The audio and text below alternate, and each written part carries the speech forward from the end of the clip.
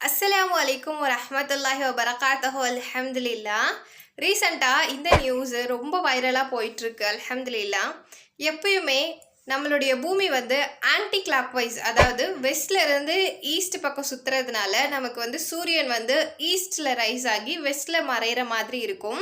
But மறுமை நாளுடைய பெரிய அடையாளங்களில் ஒன்று வந்து சூரியன் வந்து வெஸ்ட்டில் வந்து ரைஸ் ஆகிறது.